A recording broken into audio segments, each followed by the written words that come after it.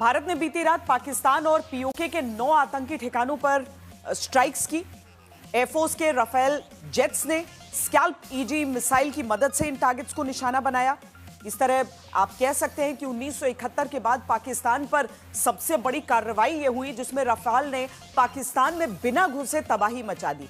जिस रफाल ने आज पाकिस्तान के आतंकवाद का पुर्जा उड़ा दिया है, उसकी ताकत बताती मेरी ये रिपोर्ट देखिए।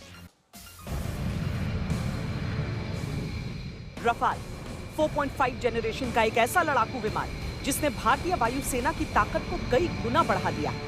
एक ऐसा लड़ाकू विमान जो लगभग 2000 किलोमीटर की रफ्तार से आता है, पर दुश्मन को उसकी आहट तक नहीं लगती।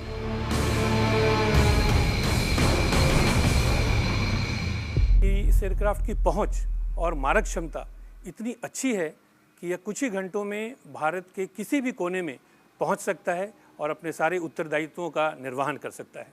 राफेल एक मल्टी रोल एयरक्राफ्ट है, यानी वो ऐसी भूमिकाएं निभाने में सक्षम है जो शायद 2-3 अलग अलग विमान इस तरह के निभा पाए। लेकिन ये अपने आप में एक तरह से आप कह सकते हैं ऑलराउंडर है। रफाल डायनेमिक टारगेटिंग कर सकता है, यानी योजना से परे अगर कोई नया टारगेट सामने आता है तो उसे ध्वस्त करते चलना।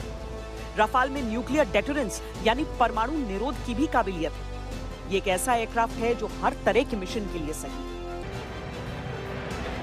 विमान में लगे सेंसर की मदद से ये विमान जमीन पर खतरे से सचेत रहता है और उनसे बचता हुआ निकलता है। जरूरत पड़ने पर उन्हें नष्ट भी कर सकता है।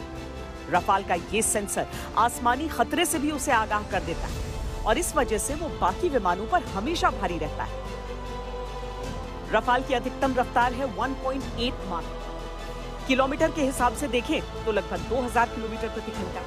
रफाल का विंग स्पैन यानी पंखों का फैलाव 10.90 मीटर है। इसकी लंबाई 15.30 मीटर और ऊंचाई 5.30 मीटर। इसका वजन है 10 टन और ईंधन के साथ कुल 24.5 टन वजन उठाने में सक्षम है। ये हवा में उड़ान भरते भरते इसमें ईंधन भरा जा सकता है।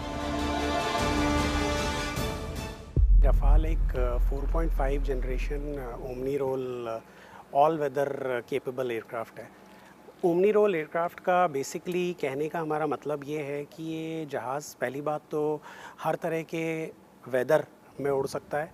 दूसरा, ये हर तरह के रोल एक ही मिशन में कर सकता है, जैसे कि एयर इंट्रोडक्शन हुआ, close air support, air to air refuelling.